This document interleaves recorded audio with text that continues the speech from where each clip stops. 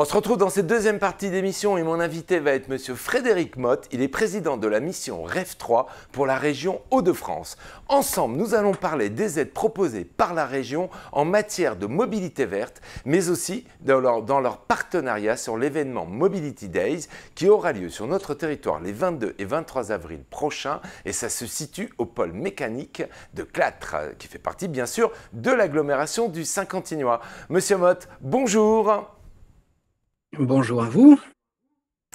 Alors, Monsieur Motte, on va commencer par savoir, par essayer de vulgariser un petit peu un langage qui peut paraître un peu loin des connaissances de nos amis téléspectateurs. Et on va commencer par parler de la mission REV 3. Qu'est-ce que c'est exactement cette mission ? Alors, très concrètement, vous le savez, nous avons tous un défi à relever.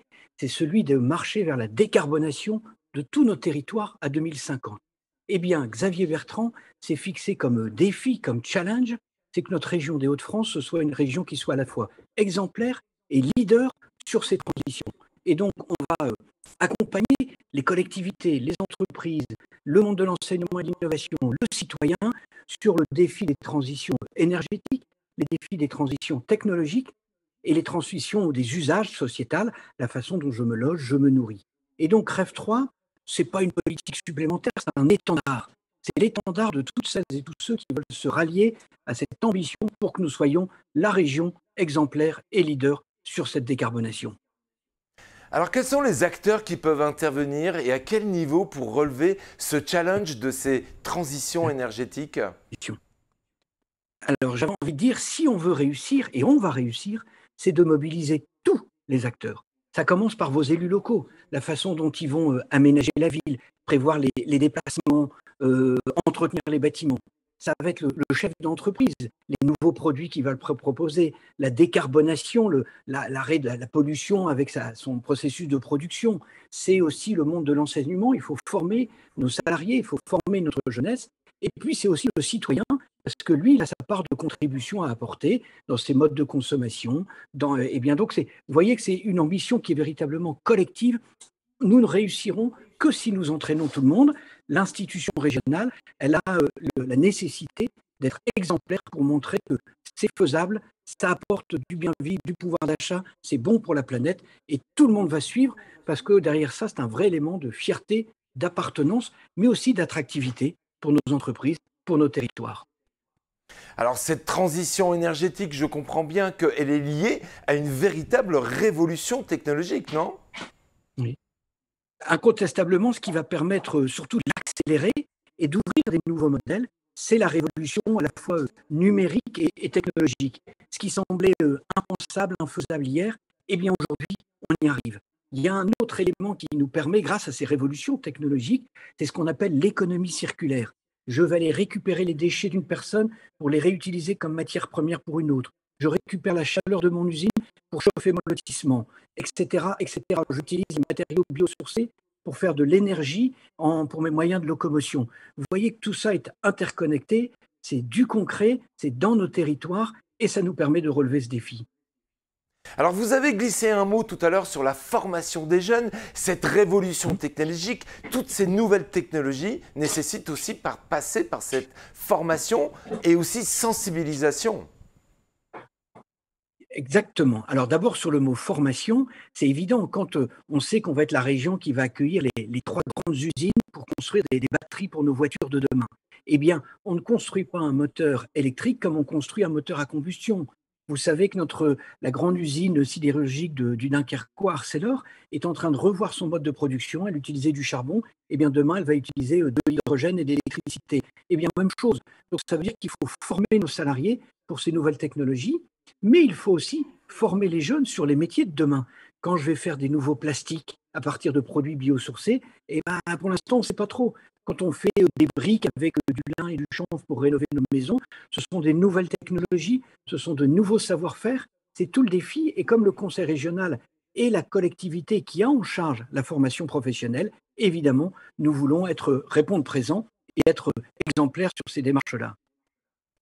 Alors au niveau de la région, la mission Rêve 3, elle a démarré en 2016. Ça s'est fait juste après la fusion de nos régions. On a remarqué une véritable accélération dans les 12 derniers mois. Est-ce que cela, ça se traduit dans l'ensemble des actions qui sont menées par la région Hauts-de-France? Alors je remarque comme vous, il y a eu cette accélération, mais avec le nouveau mandat, Xavier Bertrand veut justement qu'on aille encore plus vite et encore plus fort. Parce qu'il y a urgence. Là-haut, ça chauffe et ça s'accélère. Parce que vous avez une compétition des territoires. Parce que les technologies, les nouvelles technologies sont en train d'accélérer tout ça.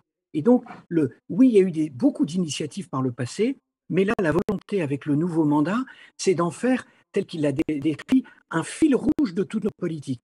Ça veut dire qu'on va revisiter toutes les politiques du Conseil régional pour que chacune d'entre elles, inclut cette ambition de Rêve 3. Quand je fais ma politique sportive, comment j'intègre les éléments de sobriété énergétique, de bâtiments qui soient plus durables, de technologie qui permet de revisiter ma manifestation. Quand je fais ma politique transport, comment j'intègre ça.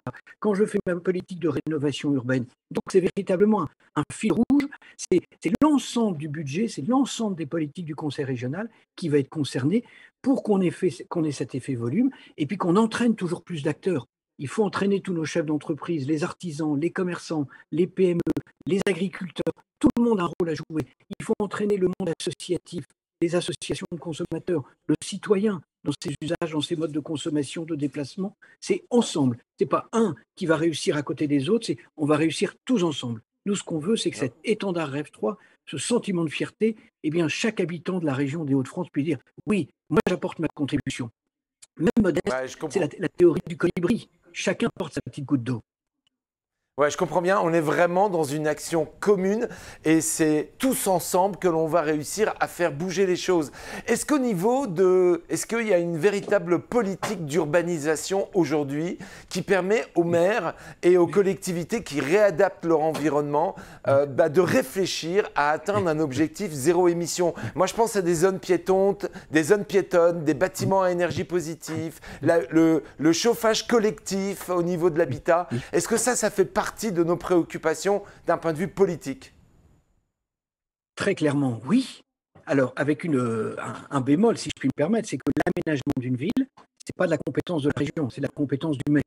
Par contre, nous, notre réflexion et la façon dont on l'accompagne, c'est lui dire, Madame, Monsieur le maire, nous, si vous avez une démarche vertueuse, eh bien, on peut peut-être vous accompagner un petit peu et on le fera d'autant plus volontairement pour vous intégrer ces enjeux.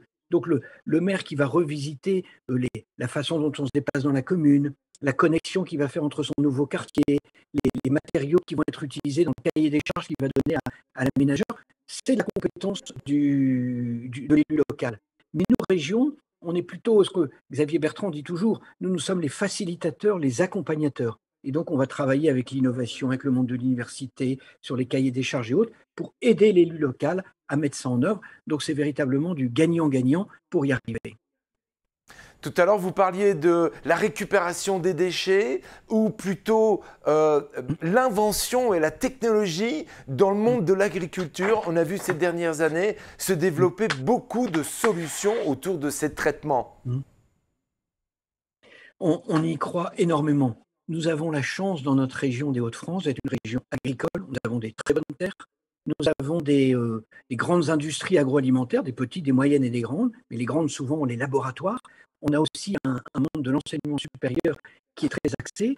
On a aussi des collectifs qui rassemblent tous ces acteurs. On a un pôle de compétitivité de l'industrie agro-sourcée qui rassemble et qui fédère. Donc, vous allez dire, on a toutes les pièces du puzzle pour y arriver. Et oui, autour des matières agricoles, la façon dont on va les travailler, on va les traiter, eh bien, on a des solutions. Regardez ce qui se fait sur le lin, qui est notamment présent dans la région autour de Saint-Quentin. Eh bien, le lin, autrefois, on en récupérait juste la fibre pour faire des vêtements et du textile.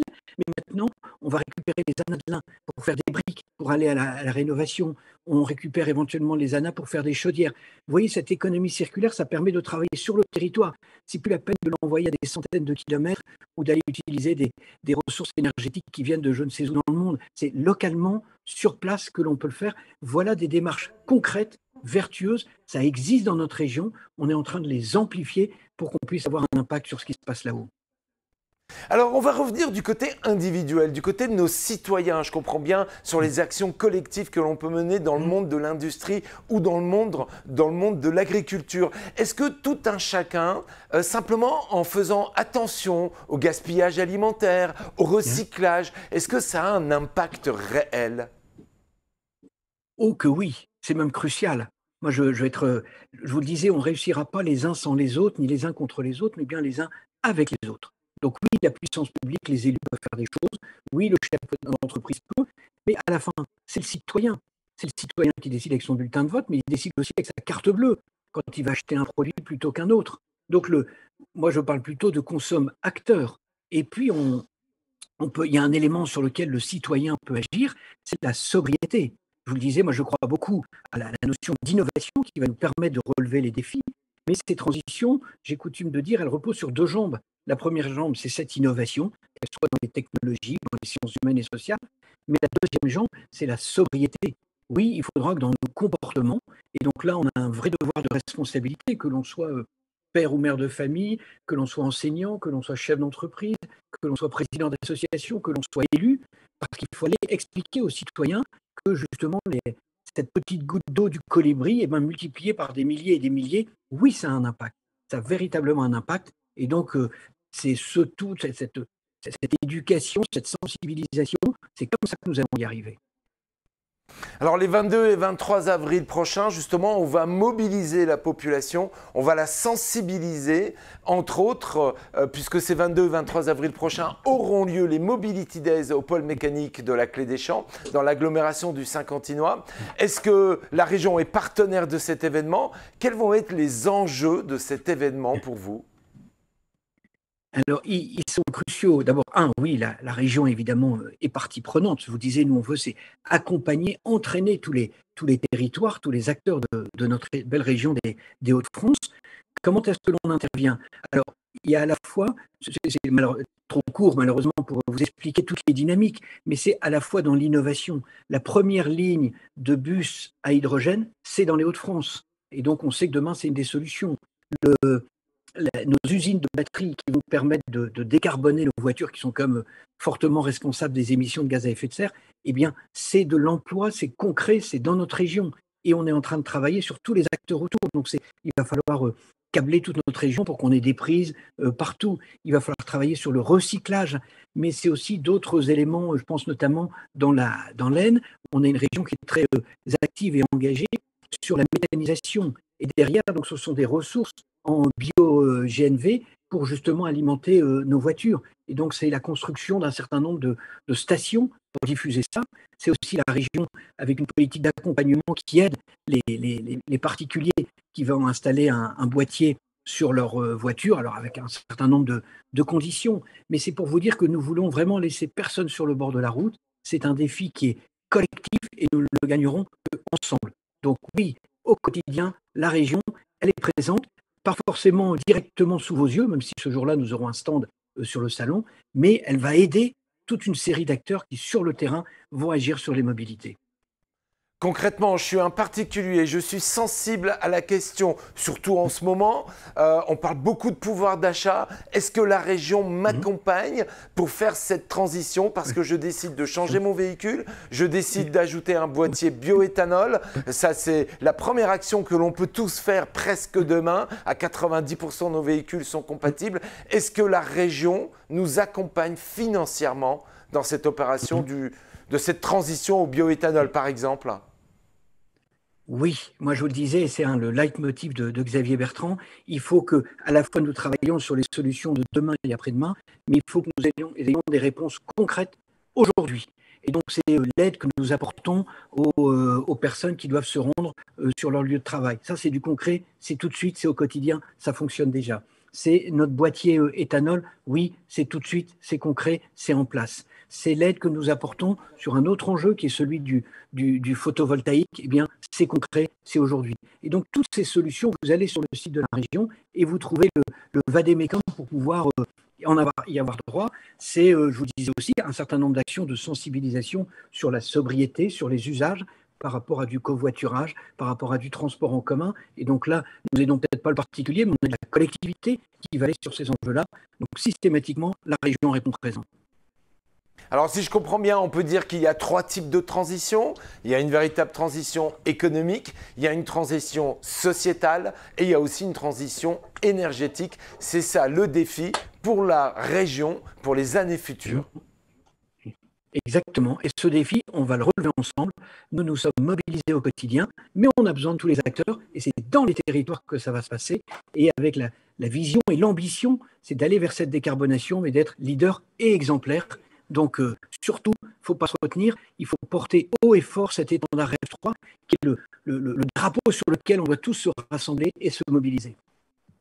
Alors on va donner rendez-vous à tous ceux qui sont intéressés, sensibilisés par les questions de mobilité à se rendre les 22 et 23 avril dans l'événement Mobility Days. Et puis et tous ceux qui veulent aussi se diriger vers le photovoltaïque ou de voir quelles sont les aides que la région peut nous amener, que ce soit pour le bioéthanol ou pour la formation ou l'accompagnement, sur le site de la région Hauts-de-France, on a accès à l'ensemble de ces informations. Et je tiens à dire et à vous féliciter réellement, vous et l'ensemble de vos équipes, parce que toutes ces informations-là sont très claires, sont très simples d'accès. Et c'est ça qui est important aussi, hein, permettre l'accès à ces informations et à ces aides. Nous sommes extrêmement attentifs, je vous le disais, on ne réussira pas les uns sans les autres. Et donc, il faut entraîner tout le monde, le citoyen. Il est citoyen, mais il est aussi consommateur, il est parent, il est salarié, fonctionnaire et autres. On a tous notre contribution à apporter pour relever collectivement ce défi. En tout cas, nous, on est mobilisés, on y croit, on accompagne et on avance. Eh bien, nous aussi, on est à vos côtés pour sensibiliser notre population qui nous regarde. Monsieur Motte, merci beaucoup d'avoir été à nos côtés pour répondre à nos questions. Et puis, on se donne rendez-vous à vous et à l'ensemble des acteurs de la région les 22 et 23 avril à l'événement des Mobility Days. Merci beaucoup, Monsieur Motte. Bonne journée à vous, bon salon. Merci bien. Voilà les amis, c'est la fin de cette deuxième partie. J'espère que vous avez été sensibilisés autour de ces questions qui sont très importantes pour les années à venir. Alors, vous avez entendu, on a eu une transmission audio d'une qualité un peu hachurée, mais c'était largement compréhensible. C'était l'information à travers cette interview qui était extrêmement importante. Notez tous sur vos agendas, les 22 et 23 avril prochains, on vous donne rendez-vous sur la piste, sur le pôle mécanique de Clatre, pour l'événement des Mobility Days. Quant à moi, je vous donne rendez-vous. Allez, dans quelques instants, on sera en compagnie de Fred et de Christophe. Tout ça en faisant très attention à notre consommation électrique puisque tout est à LED. Et oui, chacun peut agir au quotidien dans son environnement et on sera pour vous, pour Studio 5 à l'appel. À tout à l'heure et bonne fin d'après-midi à tous.